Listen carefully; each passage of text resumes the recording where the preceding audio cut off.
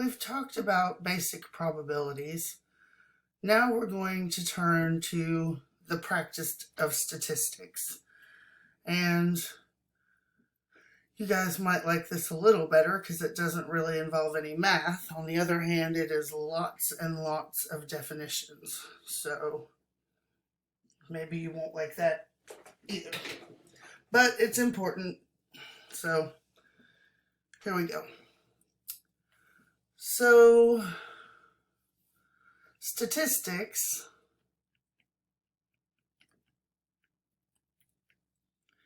is the science of collecting, organizing, summarizing, and analyzing information to draw conclusions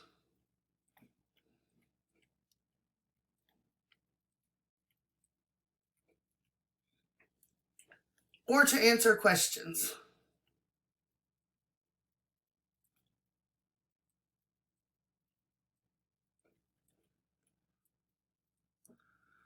So statistics is about providing a measure of confidence in our conclusions.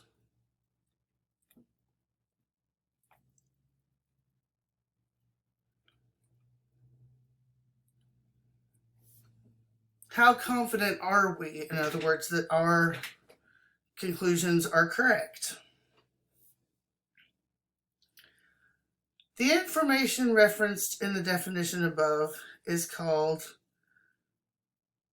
data, or data, whichever you prefer to say. And I want to point out just one note here. Data is technically a plural word. Its singular form is datum.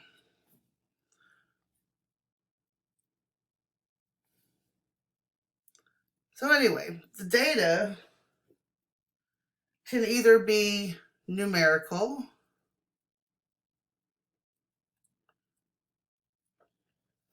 like weight, or it can be non-numerical.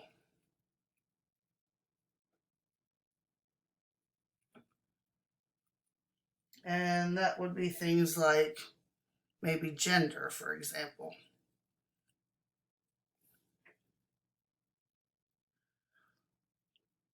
All data,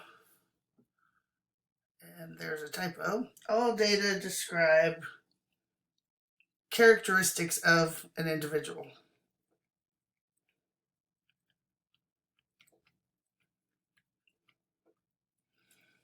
And the individual doesn't have to be a person. It's whatever we're studying. So data can be used to offset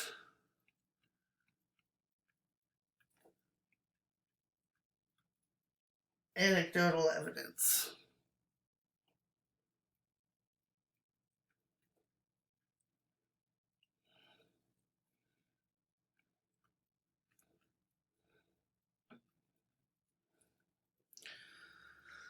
Like, even now probably, there's a bunch of people saying that cell phone usage causes brain cancer. Data show that's not necessarily true. However, data can also be misused.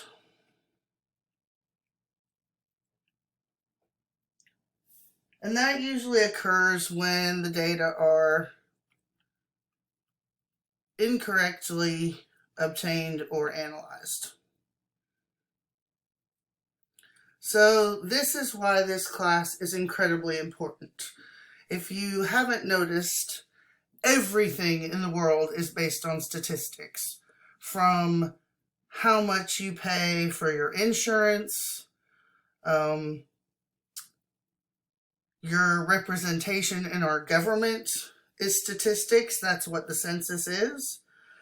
What you see on TV, advertisements, all of it is based on statistics. So it's important that you understand how statistics are supposed to be done so that you don't get fooled by bad studies. So even when the data tell us a relationship exists between two things, we have to investigate more. For example, a study found that when ice cream consumption increases, the number of drownings also increases.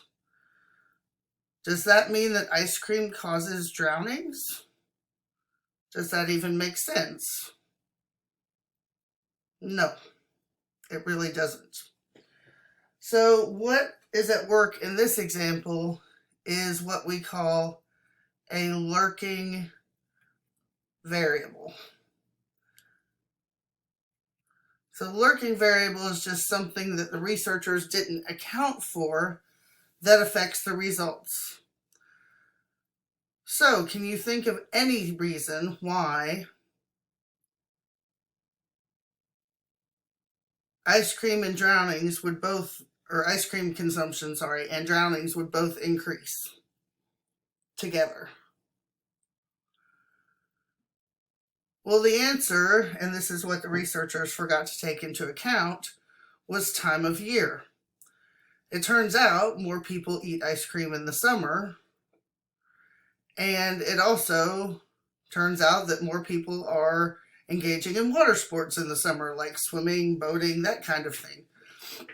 So, of course, with more people on the water or in the water, the number of drownings increases. So, I know most people's general conception of math is that there's one right answer.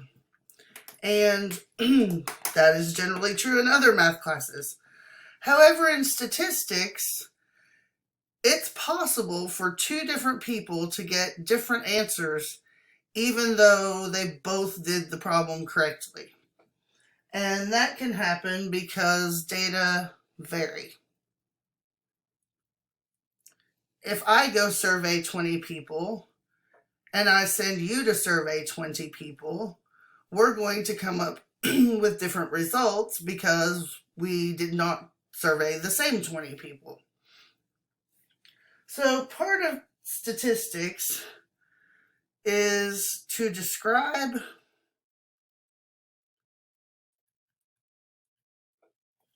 and understand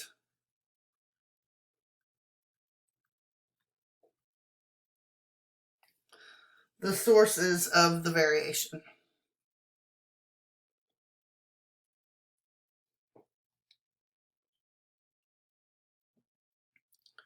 So let's talk about the process of statistics. So pretend you want to gauge the morality of Rome State students. So you present the following scenario to 50 different students. If another student who was walking across campus dropped $100 and didn't notice, would you keep or return the money?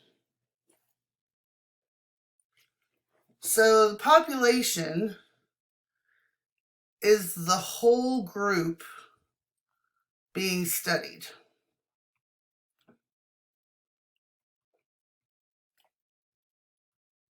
So it doesn't necessarily mean the whole population of the United States or the world or even your state.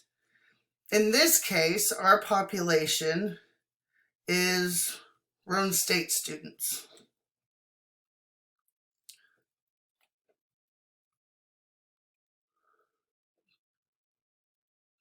Because that's who we're trying to gauge the morality of.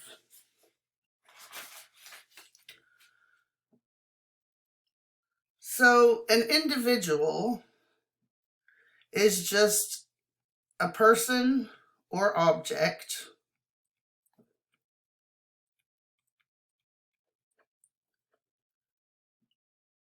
that is a member of the population.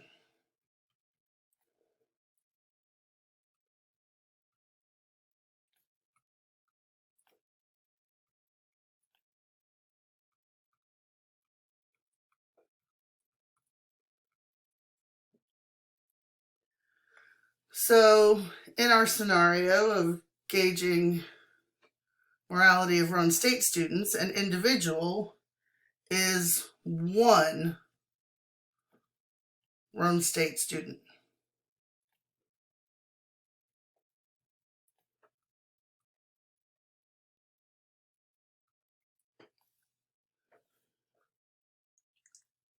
A sample is just a subset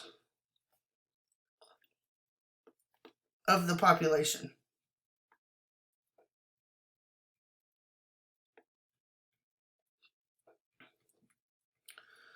So any smaller group of students that I pick would be a sample. So in this case, we presented the scenario to 50 students. So our sample is 50 Rhone State students.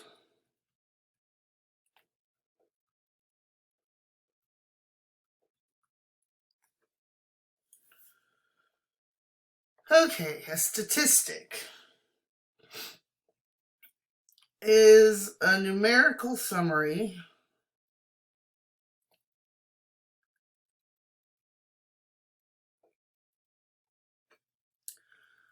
of a sample.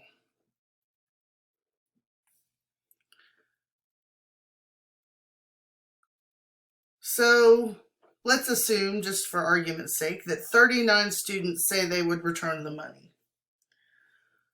So the proportion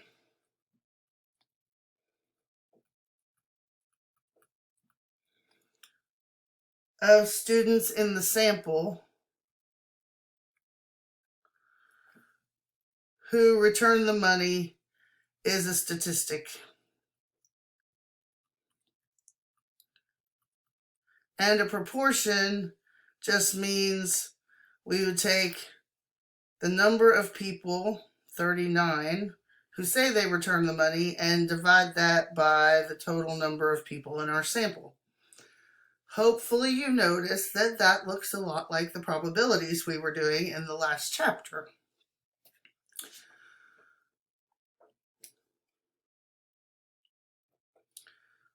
So let's talk about descriptive statistics.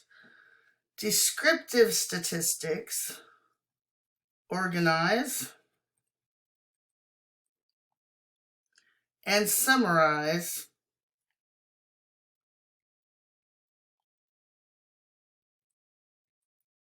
data. And they do that through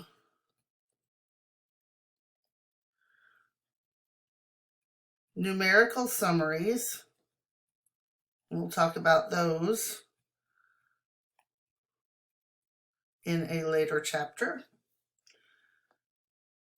Tables and graphs.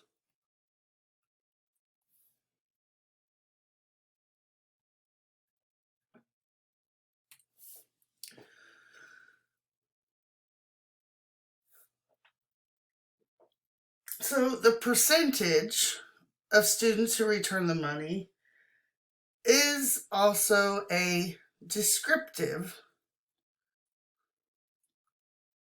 statistic because it describes the data. And I should point out here, you should be learning this in your other class, that percentage is also the same thing, as long as we turn it into a decimal, as proportion. So proportion and percentage, same thing. We'll end this video here and we'll pick up with what inferential statistics are in the next video.